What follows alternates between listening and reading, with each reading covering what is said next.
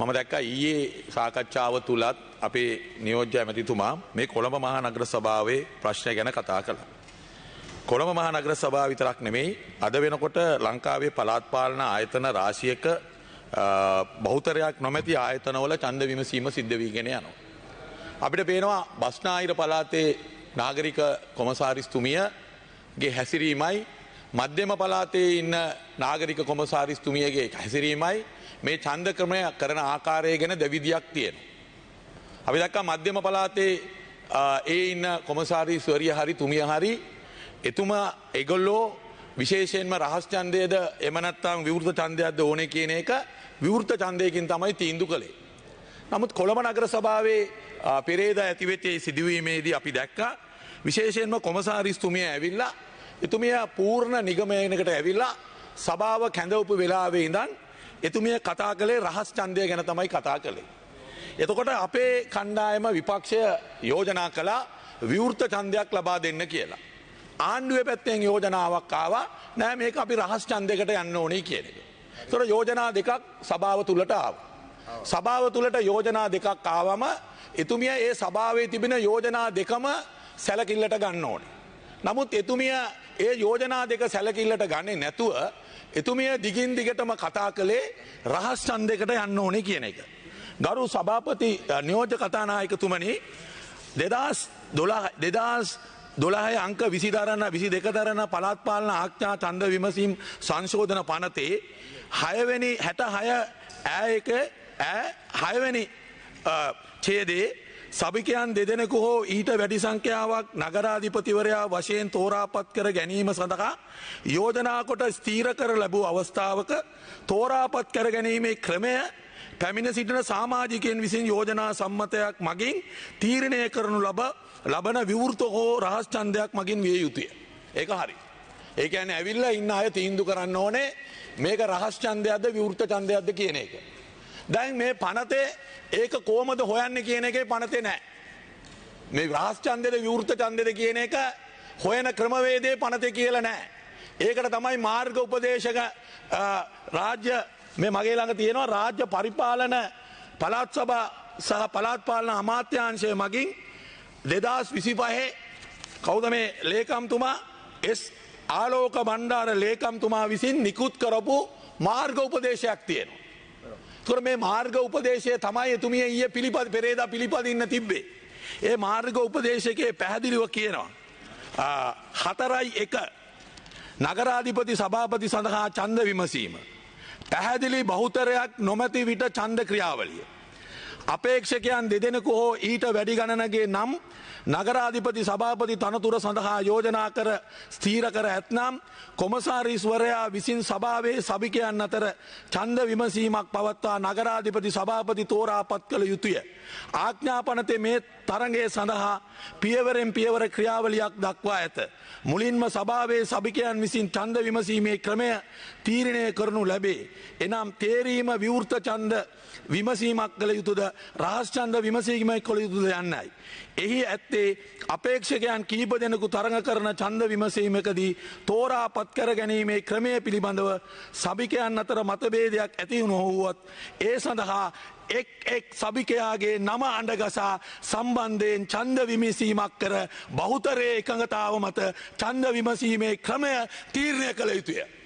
ඉතින් මේක තමයි මේ මාර්ගෝපදේශක ගයිඩ්ලයින් එකේ කියන්නේ. පැහැදිලිව කියනවා එක් සභිකයන්ගේ නම අඬගසා. ඒ කියන්නේ කාගේ ඒ සභිකයන්ගේ නම කියලා අහන්න ඕනේ ඔබතුමා විවෘත ඡන්දයකට කැමතිද රහස් ඡන්දයකට කැමතිද කියලා. එතකොට කොමසාරිස්තුමිය මේක කරේ නැහැ. කොමසාරිස්තුමිය නිතර කිව්වේ මොකද්ද? එතුමිය කිව්වා ඉඳගෙන එයා කිව්වා මම පනත අනුව කරනවායි කියලා කිව්වා. පනත අනුව අඩුම ගානේ එතුමිය පනතේ තියෙන සෙක්ෂන් එක කියවුවද? පනතේ මොන පරිච්ඡේදයේද මේක තියෙන්නේ කියලා අඩුම ගානේ ඒකවත් ගරුක් නියෝජ්‍ය කතානායකතුමනි එතුමිය කිව්වේ නැහැ. එතුමිය පුලා කිව්වේ මම පනත අනුව කරනවා. ඒ පනතේ තියෙන සෙක්ෂන් එක කියන්නේ එතුමියට බලය ලැබිලා තියෙන එතුමිය මේ ක්‍රියාත්මක කරන්න යන පරිච්ඡේදය. ඒකවත් එතුමිය ඒ අංකේවත් කිව්වේ නැහැ. ඒ අංකේවත් නොදන්න කෙනෙක් තමයි ඊයේ පෙරේදා ඇවිල්ලා මේ කොළඹ නගර සභාවේ ඡන්දෙ මෙහෙව්වේ. අඩුම ගානේ මේ පළාත් පාලන ආඥා පනතවත් එතුමිය අරගෙන ආවේ නැහැ. ඇයි මේක ගෙනාවේ නැත්තේ? අපේ සභිකයන් කිව්වා ඔබතුමිය මේක සෙක්ෂන් එක කියන්න. මොන සෙක්ෂන් එක යටතේද ඔබතුමිය මේ ඡන්දය කරන්න කියලා. ඒ සෙක්ෂන් එක කිව්වේ නැහැ. පනත අනුව කියලා තමයි එතුමිය කිව්වේ. එතකොට ගරු සභා නියෝජ්‍ය කතානායකතුමනි අපිට එහෙම නැත්තම් එතුමියට තව දෙයක් තිබුණා. ඒක තමයි නගර සභා ආඥා පනත 2000 ඒක තමයි එතුමියට යන්න තිබුණා. නගර සභා ආඥා පනත අනුව ගිහිල්ලා අඩුම ගානේ 272 එක F වගන්ති අනුව නගර සභා ආඥා පනතේ තියෙනවා නගර සභාවේ කොහොමද ඡන්දෙ තියන්නේ කියලා. ඒක අනුව යන්න තිබුණා. එතුමිය ඒක ගයිඩ්ලයින් එක ෆලෝ කරෙත් නැහැ. ඒකෙන් පේන දේ තමයි ගරු නියෝජ්‍ය කතානායකතුමනි එතුමිය පැහැදිලිවම එතුමිය කලින් තීන්දුව අරගෙන ආවා මේක කොහොම හරි රහස් ඡන්දයක් තියෙනවයි කියන එක ආවා. ඒක එතුමියගේ බලහත්කාරකමෙන් ඒ ඡන්දේ පැවැත්තුවා. බලහත්කාරකමෙන්. එතන සියලු දෙනාම විරුද්ධ වුණා. නමුත් එතුමිය ඒක ගානකට ගත්තේ නැහැ. බලහත්කාරකමෙන්. ඕනේ නම් එතන හිටපු සභිකයන්ට රණ්ඩුවක් ඇති කරගන්න තිබුණා. එහෙම හැසිරීමේ ප්‍රශ්නයක් එතන එතකොට මතුවෙනවා. ඒ ඡන්දේ නවත්තන්න නම් එතන හිටපු විරුද්ධ පක්ෂයට ආණ්ඩු පක්ෂයත් එක්ක රණ්ඩුවක් ඇති කරලා ඒක කඩාකප්පල් කරන්න යන්න තිබුණා. එහෙම යන්න ගියේ නැහැ. මොකද එහෙම යන්න අවශ්‍යතාවයක් තිබුණේ නැහැ. මොකද අපි එහෙම ඇසිරුණා නම් ඒකට තමුන්නාන්සලා කියයි වෙන කතා කියයි ඇවිල්ලා මේක කඩාකප්පල් කරා කියලා. නමුත් මතක තියාගන්න එතුමිය ඊයේ හැපෙරේදා ඒ ඇසිරීම තුල රාජ්‍ය සේවකයන්ට තිබුණු ආත්ම ගරුත්වය එතුමිය නැති කළා. එතුමිය රාජ්‍ය සේවකයන්ට තිබුණු ආත්ම ගරුත්වය නැති කළා. ඒ විතරක් නෙමෙයි අඩුම ගානේ පනතේ වගන්තියක්වත් කිව්වේ නැහැ. ඒක අඩුම ගානේ ඒක ගැන එතුමිය දැනගෙන හිටියෙත් නැහැ.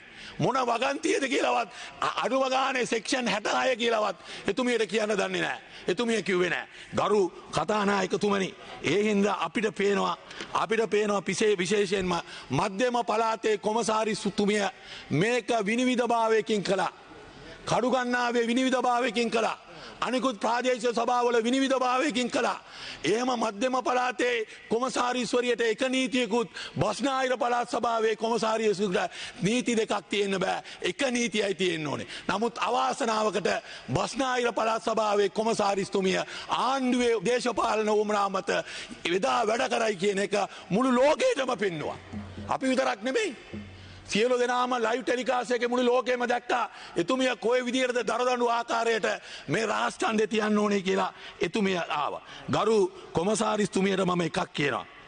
කොමසාරිස්තුමියට මතක තියාගන්න ඕනේ කොමසාරිස්තුමිය ඔබතුමිය රාජ්‍ය සේවයේ තිබෙන code of conduct ඒ කියන්නේ ඔබතුමිය විනය කඩ කරලා තියෙනවා. ඔබතුමිය මේ තිබෙන මාර්ග උපදේශනය ක්‍රියාත්මක කිරීම ඔබතුමිය පැහැර හැරලා තියෙනවා. ඒ පැහැර හැරීම තුළ ඔබතුමිය රාජ්‍ය සේවකයන්ට තිබෙන ඒ විනය පිළිබඳ ප්‍රශ්නයේදී ඔබතුමිය පැහැදිලිවම විනය කඩ කරපු කොමසාරිස්වරයෙක් හැටියට ඊයේ පෙරේදා නීතික ඉතිහාසයගත වෙලා තියෙනවා. ඒ හින්දා ගරු කොමසාරිස්තුමිය මතක තියාගන්න මේ පාලකයෝ එනවා යනවා. අද තමුන්නාන්සලා තව අවුරුදු 5ක් ඉන්න පුළුවන් 10ක් ඉන්න පුළුවන් කවදා හරි මේ ආණ්ඩුව වෙනස් වෙනවා. මොකද අපි දන්නවා මේ රටේ පෞල් පාලනයක් ඇවිල්ලා අන්තිම පුරුක දක්වා බලයේ ඉන්නවා කියාගෙන තමයි ආවේ. අන්තිමට මොකද වුනේ? දෙවනි පුරුකෙන් යන්න වුණා. ඒකින්ද මේ ජනතා මතය කියලා කියන්නේ ගලේ කොටපු දේවල් නෙමෙයි. ජන මතය වෙනස් වෙනවා. දැන් මේ මාස 6කදී තමුන්නාන්සලගේ ලක්ෂ 23ක් අඩු වුණා. මාස 6කදී. තව මාස 6ක් යනකොට අපි දන්නේ නැහැ කීයක් අඩු වෙයිද කියලා. ඒ හින්දා කොමසාරිස්තුමියට අපි කියනවා දේශපාලන නායකයන්ට රටේ පාලකයන්ට මොන ආණ්ඩු තිබුණත් එහෙම කඩේ ගිහිල්ලා ඒ කඩේ ගිහිල්ලා ඒ වැඩේ කරලා මේ රටේ ජනතාවගේ ප්‍රජාතන්ත්‍රවාදයත් එක්ක සෙල්ලම් කරන්න එපා. එහෙම සෙල්ලම් කරපු ලේකම්වරු අද කොහෙද ඉන්නේ? අද කේලිය රමුක්කල්ලගේ සෞඛ්‍ය අමාත්‍යාංශයේ ලේකම්තුමා ඉන්නවා හිරගෙදර. ආගමන විගණනයේ ඩිරෙක්ටර් ජෙනරල් තුමා ඉන්නවා අද හිරගෙදර. ඊළඟට තව අමාත්‍යාංශයේ හිටපු ලේකම්වරු කීප දෙනෙක් අද හිරගෙදර ඉන්නවා. ඇයි දේශපාලන නායකයන්ගේ අතකොළුවක් බවට පත් වෙන්න ගිහිල්ලා Tamanගේ තිබුණ කීර්ති නාමය නැති කරගෙන අන්තිමට හිරේ ලගින්න උනා. ඒ හින්දා මතක තියාගන්න ආණ්ඩු එනවා යනවා. ආණ්ඩු හැමදාම තියෙන්නේ නැහැ. ඒ හින්දා එතුමියට අපි කියනවා එතුමිය මේ කරපු ප්‍රජාතන්ත්‍ර විරෝධී ඒ වැඩේට කවදා හරි එතුමිය නීතිය ඉදිරියට අපි එතුමිය ගේනවයි කියන එක අපි මතක් කරලා කියනවා. කවදා හරි දවසක මේ අවුරුදු 5 නැති වෙන්න පුළුවන්. ඊළඟ අවුරුදු 5 නැති වෙන්න පුළුවන්. නමුත් කවදා හරි දවසක එතුමිය මේ රාජ්‍ය සේවයට කරපු අගෞරවය විතරක් නෙමෙයි රටේ ප්‍රජාතන්ත්‍රවාදයට කරපු අගෞරවයට එතුමියට විරුද්ධව අපි කවදා හරි නීතිය ඉදිරියට එතුමියව ගේනවා. ඒක මේ රටේ ඔප්පු වෙලා තියෙනවා. අද ඔබතුමාලා බලයට ඇවිල්ලා අද ඒ සමහර එදා කඩේ ගිය රාජ්‍ය ලේකම්වරුන්ට විරුද්ධව අද ඔබතුමාලා නීතිය ක්‍රියාත්මක කරනවා. ඒක හොඳයි. ඒක කරන්න ඕනේ. අපි ඉන්නේ ඒ පැත්තේ තමයි. නමුත් ඔබතුමාලා බලයේ හිටියත් ඔබතුමාලා ඒ රාජ්‍ය නිලධාරීන්ට ස්වාධීනව වැඩ කරන්න ඉඩකඩ ලබා දෙන්න ඕනේ කියලා තමයි ඔබතුමාලා ඡන්දෙ ගත්තේ.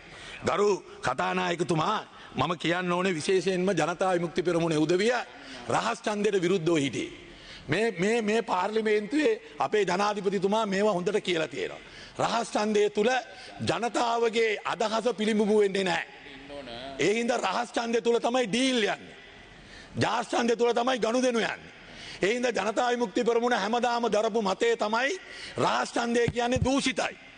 ඒ දූෂිත ඡන්ද ක්‍රමය නවත්තන්න ඕනේ කියලා තමයි එතුමන්ලා විපක්ෂයේ ඉන්නකොට හඬ නගලා කිව්වේ. නමුත් අද ආණ්ඩු පක්ෂයට ගියාම ඒ අදහස වෙනස් වෙලා තියෙනවා. මම ඒක ගැන පුදුම වෙන්නේ නැහැ. මොකද ඔබතුමාලා විරුද්ධ පක්ෂයේ ඉඳන් කියපු හැම දෙයක්ම ආණ්ඩු පක්ෂයට ගියාම ඔබතුමාලා වෙනස් කරගෙන තියෙනවා. ඒ හින්දා මේක ගැන මම පුදුම වෙන්නෙත් නැහැ. මොකද ඔබතුමාලා එදා කියපු දේ නෙමෙයි අද කියන්නේ. මෙතන ඉඳන් කියපු දේ නෙමෙයි අර පැත්තට ගියාම කියන්නේ. ඒ හින්දා ගරු කතානායකතුමනි ඒක ගැන අපි පුදුම වෙන්නේ නැහැ. ඒ වගේම ගරු කතානායකතුමනි දැන් හැම එක්කෙනාම කතා කරනවා මේ නයි මුගටි හවුල ගැන. මම දකිනවා මේ Facebook එකේ ආචාර්යවරු මහාචාර්යවරු මහාධ්‍යවේදීන් මේ ආණ්ඩුව පිටවන්න උදව් කරපු උදවිය කියනවා මේ නයි මුගටි හවුල කියලා. මේ මොකද්ද මේ ඒකාබද්ධ විපක්ෂය මේ ඡන්දයට එකතු වෙලා වැඩ කිරීම ගැන කියනවා නයි මුගටි හවුල කියලා. දැන් ගරු කතානායකතුමනි මේ පැත්තේ ඉන්න සියලුම දේශපාලන පක්ෂ ධනේශ්වර ක්‍රමය නියෝජනය කරන දේශපාලන පක්ෂ. දැන් තමුන්නාන්සලා මාක්ස්වාදීන් ලෙනින්වාදීන් සමාජවාදයේ විශ්වාස කරන දේශපාලන පක්ෂ. ඒක තමයි ජනතා විමුක්ති පෙරමුණේ තියෙන මූලික අරමුණ. ඒ හින්දා ධනවාදයයි සමාජවාදයයි එකතු වෙන්න බෑ. මොකද ඒ දෙකත් නයි මුගටි වගේ. ඒ හින්දා මම අහනවා තමුන්නාන්සලාගේ දැන් තමුන්නාන්සලා 2004දී චන්ද්‍රිකා බණ්ඩාරනායකතුමියත් එක්ක එදා ආණ්ඩුව හදන්න එකට ඡන්දෙ ඉල්ලුවා. චන්ද්‍රිකා බණ්ඩාරනායකතුමිය කියලා කියන්නේ මේ රටේ ධනේශ්වර ක්‍රමය ඉස්සරහට ගෙන යන්න. Honorable Mujibur Rahman, you have 2 more minutes. මට කියලා වෙලාවට හරි. එතකොට ගරු කතානායකතුමනි චන්ද්‍රිකා බණ්ඩාරනායක මැතිනිය කියන්නේ මේ රටේ ධනේශ්වර නායිකාවක්. අපේ අනුර කුමාර දිසානායක කියලා කියන්නේ සමාජවාදයේ වෙනුවෙන් පෙනී සිටින නායකයෙක්. දැන් ඒ දෙන්න 2004 ආණ්ඩු හදන්න එකට හිටියේ නැද්ද? එතකොට ණයයි මුගටියයි නෙමෙයිද ඒකට හිටියේ? එතකොට ඒක අපිට පැහැදිලි කරන්නකෝ. නයිද මුගටිද? එතකොට ඒ වේදිකාවේ එකට හිටියේ නයිද මුගටිද? එතකොට ඒක ණයයි මුගටියයි නෙමෙයිද? මොකද මාක්ස්වාදයයි ධනේශ්වර නායිකාවයි. සමාජවාදයේ පිළිගන්න උදවියයි ධනපති පන්තියේ මේ ක්‍රමයේ ඉස්සරහට ගෙනියන නායිකාවත් එක්ක 2005 ඒ එතුමිය හිටියා. ඊළඟට 2005 තමුන්නාන්සලා ගිහිල්ලා අර මැදමුලන වලව්වේ මහින්ද රාජපක්ෂ මහත්තයව කරගාගෙන මහින්ද චින්තනයක් ලිව්වා. මහින්ද චින්තනයක් තමුන්නාන්සලා ලියාගෙන ආවා. එතකොට අපිට කියන්නකෝ දැන් ඒකෙදි කවුද නායා කවුද මුගටියා? අපිට කියන්නකෝ ඒක නයා මුගටිය කියන්න කවුද? දැන් ඒකෙදී ඔයගොල්ලෝ මහින්දලත් එක්ක එකතු වුණේ ඔයගොල්ලෝ එන නයිද මුගටිද? නයා මුගටිය කවුද? හරිද? ඒක ඕගොල්ලන්ගේ තේරුම අනුව මහින්ද රාජපක්ෂ කියලා කියන්නේ මේ රටේ කොම්පදෝරු දේශීය ධනපති බන්තිය නියෝජනය කරන නායකයෙක්. එයා පෙනී හිටින්නේ ධනේශ්වර ක්‍රමයේ වෙනුවෙන්. තමුන්නාන්සලාගේ අනුර කුමාර දිසානායක ඇතුළු ජනතා විමුක්ති පෙරමුණ පෙනී හිටින්නේ මාක්ස්වාදී ලෙනින්වාදී සමාජවාදය වෙනුවෙන්. ඉතින් ඒ දෙක කොහොමද බෑ වුනේ? ඒ දෙක කොහොමද එකතු වුනේ? ඒ දෙක එකතු වෙන්න පුළුවන්ද? එහෙම එකතු වෙන්න බෑ.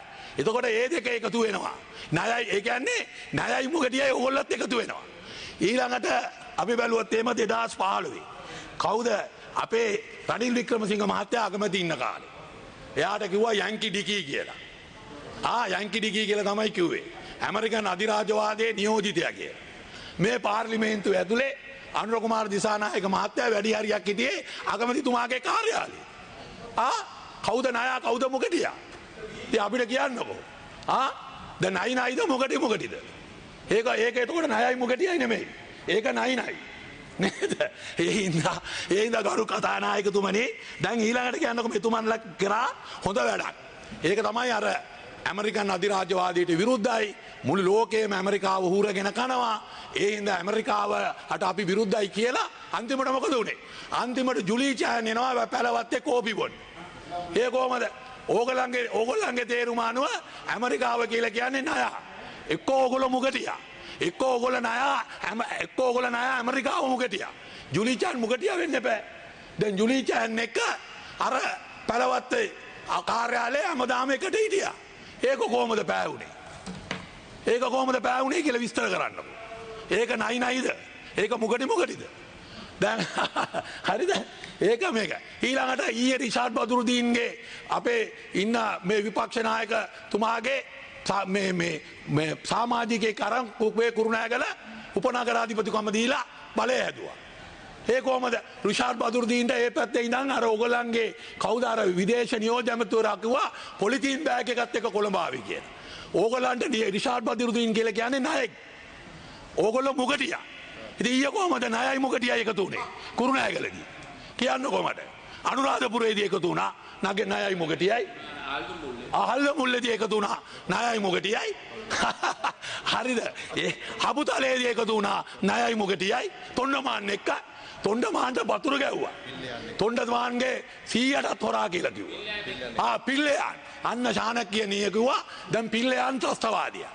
මහින්ද ළඟ ඉන්නකොට ත්‍රස්තවාදියා. ඕගොල්ලෝ කිව්වා මහින්ද තමයි තිල්ලයන්ව හොඳ මිනිහෙක් කරලා ත්‍රස්තවාදියෙක් නැහැ කියලා පිළිගත්තේ කියලා. දැන් ඕගොල්ලෝ හිරේ දැම්මා.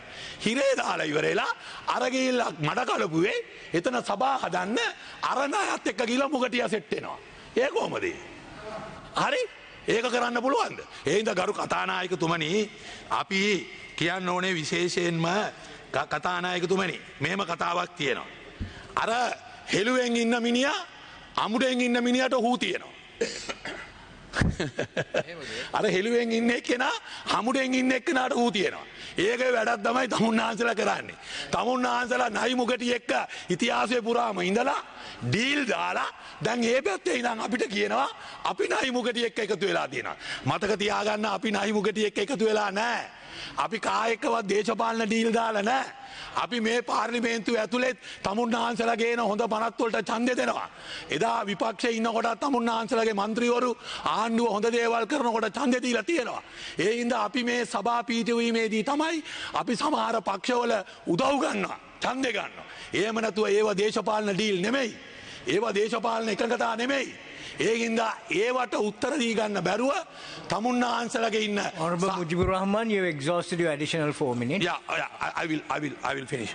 එතකොට ඒක බැලන්ස් කරගන්න තමුන්නාන්සලා නැවත වතාවක් සමාජිකයන්ව අන්දගන්න අපිට කියන ඇවිල්ලා නගයි මුගටියයි කියලා. ඒ හින්දා ගරු කතානායකතුමනි තමුන්නාන්සලාගේ දේශපාලන බංකොලොත්කම තමුන්නාන්සලාගේ ප්‍රතිපත්ති දේශපාලනය අද මේ මාස 6 තුල ජනක චේන්ජ් කරන්න මේ තිබෙන ගරා හැලිච්ච සිස්ටම් එක වෙනස් කරන්න තමුන්නාන්සලා විශාල ඡන්ද ප්‍රමාණයක් ගත්තා මේ රටේ බුද්ධිමත් ජනතාවගේ ඡන්දේවා. නමුත් ඒවා අරගෙන ඒ ඡන්දවලට ගෞරවය තියන්නේ නැතුව අද ඩීල් දේශපාලනයට ගිහිල්ලා ඒ ඡන්දදායකයන්ට තමුන්නාන්සලා අගෞරව කරලා තියෙනවායි කියලා කියමින් මගේ වචන ස්වල්ප අවසන් කරනවා. බොහොම ස්තුතියි. Honorable Dr. Kaushali Aryaratna, you have 10 minutes. Thank you, Honorable Deputy Speaker. අද මෙතුමට මිනිත්තු 4ක් නෙමෙයි තව 10ක් විතර දුන්නා නම් මම කැමතියි. මොකද අද හිතේ අමාරුවෙන් ඉන්නේ. ඉතින් පොඩ්ඩක් වැඩිපුර දුක කියන එකට කමක් නැහැ. අපි ඒක ඉවසන් ඉන්නම්.